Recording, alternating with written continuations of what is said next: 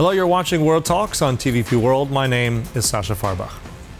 As Ukraine marks 34 years of independence, the anniversary comes with both pride and gravity.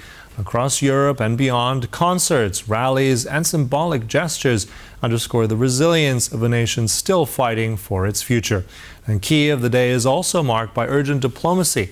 The arrival of U.S. Special Envoy Keith Kellogg amid ongoing suggestions and questions about security and peace. To help us reflect on what this moment means for Ukraine and its people, we're joined in the studio by Mikołaj Woronin, Euromaidan Warsaw Civic Initiative, who is an activist and volunteer. Thanks so much for joining us here today. Thank you for the invitation. Now, I mean, of course, it's an Independence Day for Ukraine, but what does it mean also to you? What should it mean, and what do you want the public also here in Poland to understand out of all this today? Yesterday was the Ukrainian National Flag Day, and I posted some picture on my social media and started to think, what about independence? Yes, what independence means for me? And I think, first of all, independence for me and now for every Ukrainian, it's a freedom. Freedom in our everyday lives, in our everyday duties, in our voices, in our choices. It's a freedom in living under our national flag. We must remember that this freedom, it's not something to given us for one and forever. We still in 2025 must to fight to protect the freedom. And unfortunately, Ukraine share a very long border with the last land empire, it's called Russia, in the world. And we still fight for our freedom in a different front lines. Yeah. So I believe Polish people can understand me very well, because with the Poland we have a very long history together, and in this point, I want to thank to every Polish people, every Poles, both here in Poland and around the world, because in 2022, Poland was the first country who helped us survive. In 2014, on the Revolutionary Dignity, Poland stand with us on the Maidan Square in Kyiv. In 2004, Poland stand behind us on the Orange Revolution. And of course, in 1991, Poland was the first European country who recognized our independence. So, thank you so much. So it's an important, as you said, a relationship of support. It's not always easy, as we've also seen, but at the same time, it is important, especially on this day. Now, when we have these large rallies, we're going to have a big one today in Warsaw, a lot of things, but not just, I think, speeches about, as you said, freedom, but also a lot of culture, a lot of performances. Yeah.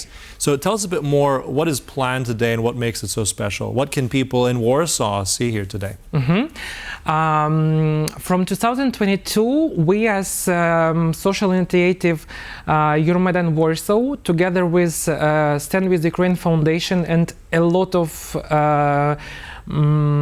of Polish non-government organizations, for example, Komitet Obrony Demokracji, we start to organize celebrations, actions of support of Ukraine here in Poland, in Warsaw. And this year we also prepared this. We invite everybody at 5 p.m. in the Castle Square here in Warsaw to our event. It will be a big event. Last year's we gathered together almost 35,000 people. So it's very important. There is not just Ukrainians comes there, so it's also guests from around the world. Yes, and of course, first of all, it's a Polish.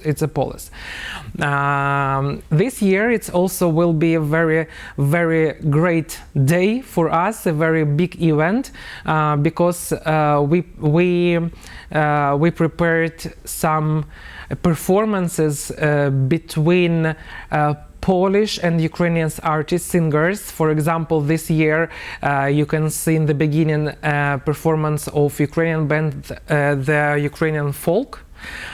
After, of course, we also will honor of memory of our soldiers who were died, in this war. It's not just Ukrainian, it's also Polish people, it's also a lot of different nations, and of course during this event we will be collecting donations. As Euromaidan Warsaw, we will be collecting donations for the drones for our army, and Stand With Ukraine Foundation will collect donations for hospice here, Polish hospice of St. George in Warsaw. On the stage, we will speak in one language. It's language of freedom and language of art, and we will speak together. For example, it will be a very great performance. Ukrainian freak band The Duck Daughters will perform together with Lublin-based circus acrobats Fundacja Sztukmistrze. So it will be very nice because yesterday I saw preparations for that. Also on the stage we will see a lot of guests, a lot of speakers, Polish and Ukrainians. We will also deliver very special awards from Ukrainians here who based here in Warsaw. It's Stand With Ukraine Awards. We will deliver to volunteers, to non-government organization of Poland, for people who just still help us, who advocate Ukrainian needs in the world. I'm curious also these performances. I mean, that's also something really unique. You mentioned there's this freak cabaret and this folk music. So, I mean, what goes in the choice behind that? Is there some meaning behind this, also with the circus acrobatics? I mean, how do you go about choosing that, and what does that mean also for, it's a lot of creativity, I think, right? Yes, we did a lot of creative sessions before that, and of course we try to find some bands, some artists who can work together, because it will be, as I mentioned before, it will be language of art. So on the stage we will see the band who will sing some Ukrainian folk songs, etc. And around the stage it will be it will be a performance of circus acrobats.